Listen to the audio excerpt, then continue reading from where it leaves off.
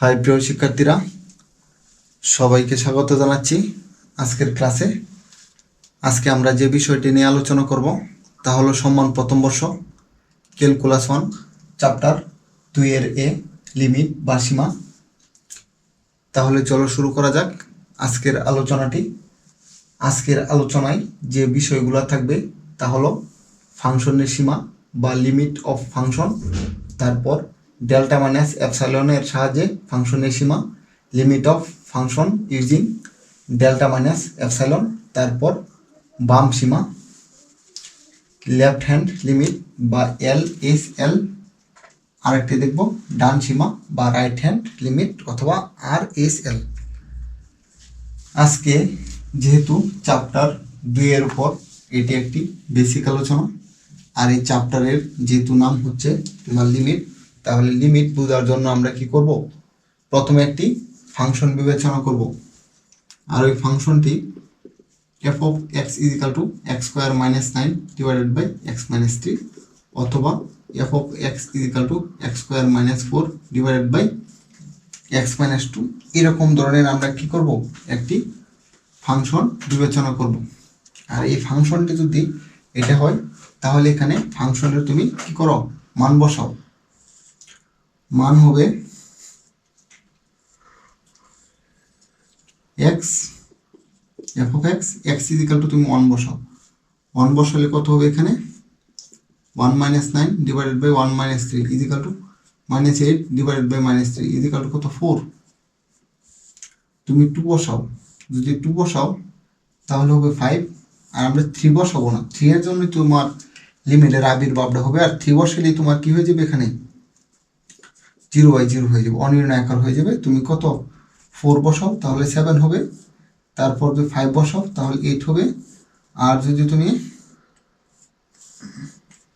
6 বসাও তাহলে 9 হবে। দেখো এখানে যে মানগুলো আসছে এখানেও একটা সিকোয়েন্স আছে, যেমন 1 + 3 = 4, 2 + 3 = 5, 4 + 3 = 7, 5 + 3 = 8, 6 + 3 = কত, 9।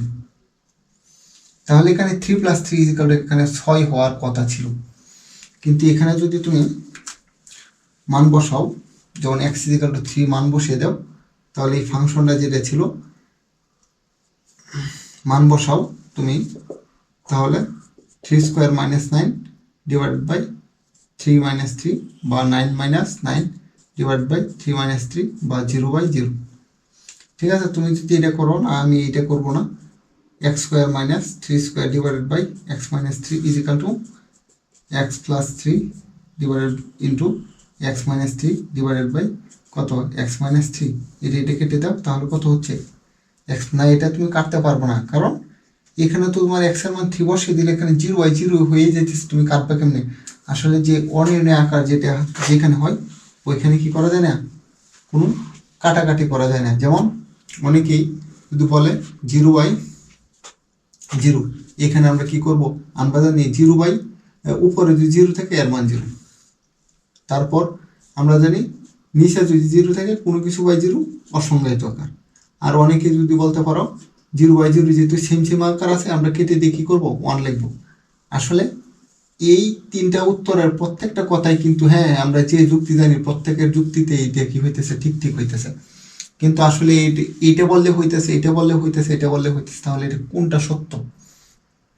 এই সত্যের জন্য যখন গণিতবিদদের কাছে যাওয়া হলো, তখন ওনারা বলছেন আসলে এটা কি না, এটা তোমার কোনো এই 3টার মধ্যে একটা উত্তর না, আসলে এটা একটা অনির্ণয় আকার। আর এখানে দেখো এই অনির্ণয় আকারটাকে আরো বোঝার জন্য একটা, তুমি 4কে 2 দ্বারা ভাগ করো, বা 2 এর সাথে 2 এর কত গুণ 4 বলো, 2 গুণ 4। যদি তুমি 6 লেখো, 2 এর কত গুণ 6, 3 গুণ। যদি 8 লেখো, 8, 2 এর কত গুণ 8, না 4 এর কত গুণ 8, 2 গুণ। তুমি 2 লেখো 15, আমি 3 লিখলাম, 3 এর কত গুণ 15 বলো, 5 গুণ। আর এখানে 0/0, 0 কত গুণ 0, তুমি যদি এখানে কত লেখো, 1 লেখা হবে, 2 লেখা হবে, 3 লেখা হবে, 4 লেখা হবে, তুমি যত সংখ্যা লেখো না প্রত্যেকের জন্য সত্য হবে। তাই এটা হলো কি, অনির্ণয় আকার।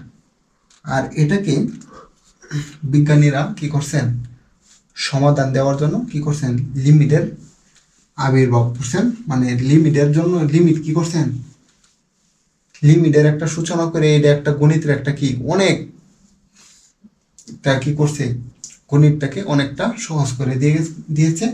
আর এই লিমিটটাকে বোঝার জন্য আমরা কি করব, এই ফাংশনটা আগে কি করব,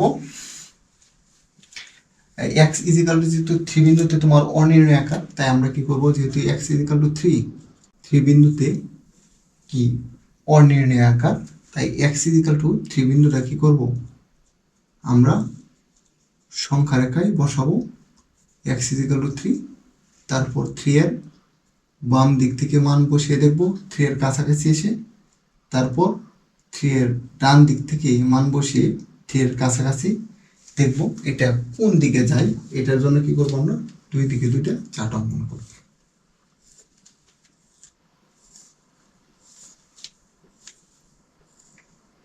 এক্স, এটা এফ অফ এক্স, এখানে 3 এর থেকে ছোট মান বসাও তুমি, আমি বলতেছি কত 2.5, তাহলে এখানে 5.5 আসবে। এই যে ফাংশনটা আছে এখানে মান বসিয়ে দাও, কত x square minus 9 divide by x minus 3, 2.9 বসাও 5.9 আসবে, 2.99 বসাও 5.99 আসবে, 2.999 বসাও 5.999 আসবে। ঠিক আছে, যদি আরো তুমি মান বসাও তাহলে কত 5 এরকম আসবে।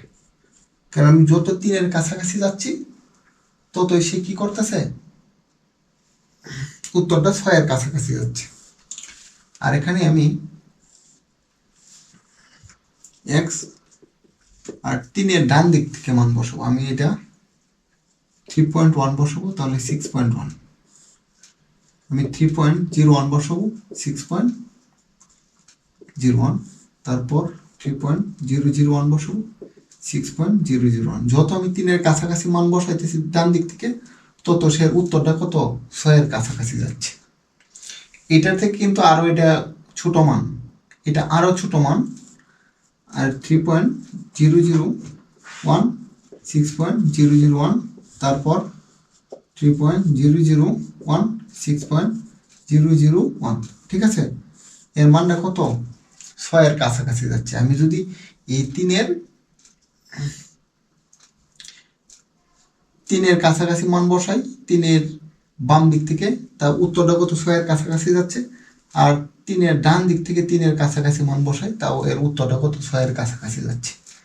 আর এটার উপর নির্ভর করে, কারণ এখানে যেহেতু এক্স ইজিক্যাল টু 3 বিন্দুতে f of x is equal to x square minus 9 divided by x minus 3, এটা একটা অনির্ণয় আকার। কারণ এটা যেহেতু অনির্ণয় আকার, এটা তো একটা সমাধানে যাইতে হবে, তাই উনারা কি করছেন, গণিতবিদরা 3 এর কাছাকাছি, 3 এর বাম পক্ষ থেকে 3 এর কাছাকাছি এবং ডান পক্ষ থেকে 3 এর কাছাকাছি কি করছেন, কিছু মান নিয়ে দেখছেন এই উত্তরটা কত কত হতে চাইছে, 6 এর কাছাকাছি হতে চাই। তখনই এই গণিতবিদরা কি করছেন, এইটা আবিষ্কার করার ফলে মানে এটা দেখার পর, এই বিষয়টা অনুধাবন করার পর ওনারা কি করছেন, লিমিট আবিষ্কার করে ফেলছেন, লিমিট। আর এটাই হচ্ছে যত বিন্দুতে মানে এটার মান, কারণ 3 বিন্দুতে শুধু কি আছে, মানটা অসংজ্ঞায়িত আকার আছে, কারণ এক্স টেন্স টু, আর এটাকে বলা হয় লিমিট এক্স টেন্স টু 3, যদি মানে এক্স এর মান 3 না, সে 3 এর থেকে ছোট অথবা 3 এর থেকে বড়, সে শুধু 3 না কিন্তু সে 3 এর অনেক কাছাকাছি, এই মানের জন্য কি এর উত্তরটা কত হইতে চাইতেছে, 6 এর কাছাকাছি হইতেছে।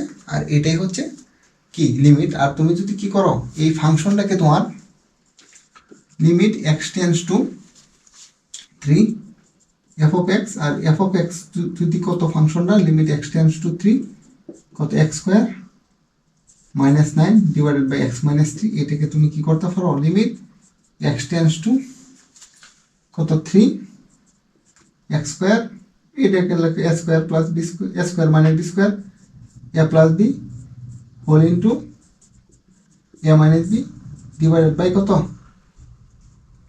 এ মাইনাস বি, এটা কেটে দাও, তারপর limit x tends to x plus 3 is equal to 3 plus 3 is equal to কত 6, তখন তুমি কাটাকাটি করতে পারো, কারণ 3 বিন্দুতে কাটাকাটি করতে পারতো না, কারণ এখানে 3 এর কাছাকাছি। তাহলে অনেকেই বলতে পারো আসলে তাহলে আপনি 3 মানটা বসাইছেন কেন?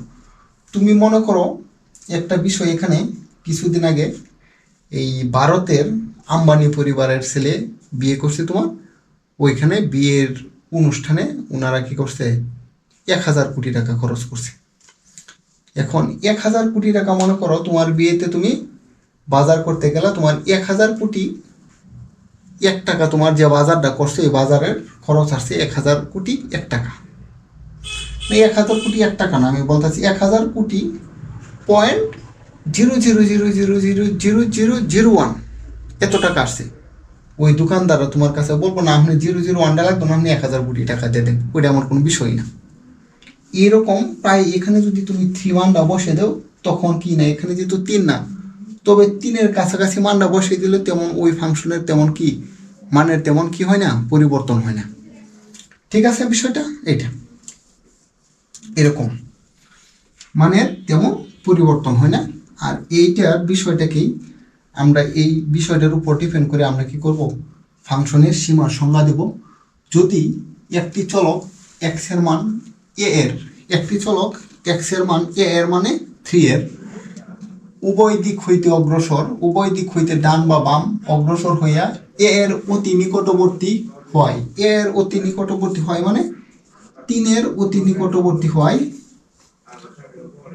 এফ অফ এক্স এর মান একটি নির্দিষ্ট সংখ্যা কত এল, এল মানে এখানে কত 6 অতি নিকটবর্তী হয়, তবে এল কে এফ অফ এক্স এর, এফ অফ এক্স ফাংশনের সীমা বলা হয়। আর ইহাকে limit x tends two A F of x is equal to কত এল দ্বারা প্রকাশ করা হয়। আর এখানে 3 এর জন্য তুমি কি লিখতা, limit x tends to 3 f of x is equal to কত 6। ঠিক আছে, আর এটাই হলো তোমার ফাংশনের সীমা বা লিমিট অফ ফাংশন। তারপর আমরা ডেল্টা মাইনাস এপসাইলনের সাহায্যে এর লিমিটের ফাংশনের সংজ্ঞাটা দেখব। এটা দেখার আগে আমরা কি করব, বাম সীমা। এইখানে দেখো 3 এর বাম দিক থেকে কত আমরা মানগুলো ব্যবহার করছি, আর এটারই বলা হয় বাম সীমা বা লেফট হ্যান্ড লিমিট। আর এটাকে তোমার প্রকাশ করা হবে limit x tends to 3 minus কত এফ অফ এক্স, কারণ এটা 3 এর থেকে ছোট মান। ঠিক আছে, আর ডান সীমা তোমার কত হবে 3 এর থেকে বড়, এই যে 3 এর থেকে বড় মান, এটাকে বলা হবে ডান সীমা বা রাইট হ্যান্ড লিমিট। আর এটাকে যদি দেখো তুমি limit x tends to 3 plus f of x, আর এটার মান যদি 6 এবং এটার মান যদি 6 যদি সমান সমান হয়ে যায়, তাহলে এই ফাংশনটা কি হবে, অবিচ্ছিন্ন হবে। অবিচ্ছিন্ন মানে বিচ্ছিন্ন না, অবিচ্ছিন্ন। ঠিক আছে, আর সব সময় যে তোমার অবিচ্ছিন্ন হবে এমন কোনো কথা নেই, কোনো কোনো সময় কি হইতে পারে, বিচ্ছিন্ন হইতে পারে। বিচ্ছিন্ন হইতে পারে কখন, যেমন যদি আমরা কি করি, একটি ফাংশন বিবেচনা করি f of x is equal to, f of x is equal to পরম মান এক্স ডিভাইডেড বাই শুধু এক্স, আর এক্স ইজ ইকাল টু 0 বিন্দুতে দেখো তো 0/0, এই যে পরম মান যে কোনো সংখ্যা 0 এর পরম মান করলে 0 হবে 0/0, এটাও একটা কি অনির্ণয় আকার, কারণ এটা তাহলে এটার কি এই বিন্দুতে কি মান নেই, সে বিচ্ছিন্ন হোক বা অবিচ্ছিন্ন হোক, যেটা মন সেটা হোক, একটা তো হবে। তুমি যদি কত, যেহেতু এখানে 0 মান, তাহলে 0 থেকে ছোট মান নিয়ে দেখবো, 0 থেকে 0 ডান দিক থেকে মান নিয়ে দেখবো, এবং 0 বাম দিক থেকে 0 কাছাকাছি মান নিয়ে দেখবো, দেখি এটা কি হয়, এটা কোন দিকে পৌঁছায়। যদি x is equal to minus 0.001 নেও, তাহলে f of x is equal to minus 0.001, এটা পরম মান করি মাইনাস 0.001, তাহলে যে কোনো সংখ্যাকে পরম মান করলে সে পজিটিভ হয়ে যায়। তাহলে 0.001 divided by minus 0.001 is equal to কত আসছে উত্তর, -1। আর যদি তুমি করো তো x is equal to minus 0.001 নেও, তাহলে f of x is equal to কত হবে, -0.001 ডিভাইডেড বাই -0.001।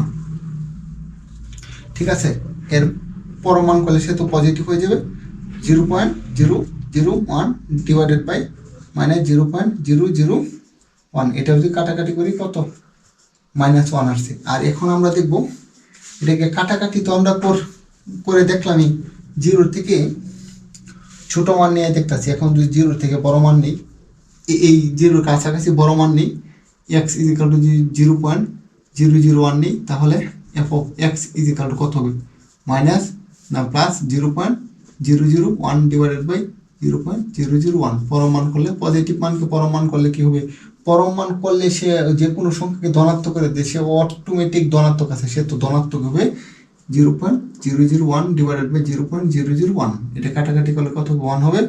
আর যদি তুমি কত x = 0.001 নেও, তাহলে f of x = 0.0001 পরমান ডিভাইডেড বাই 0.001।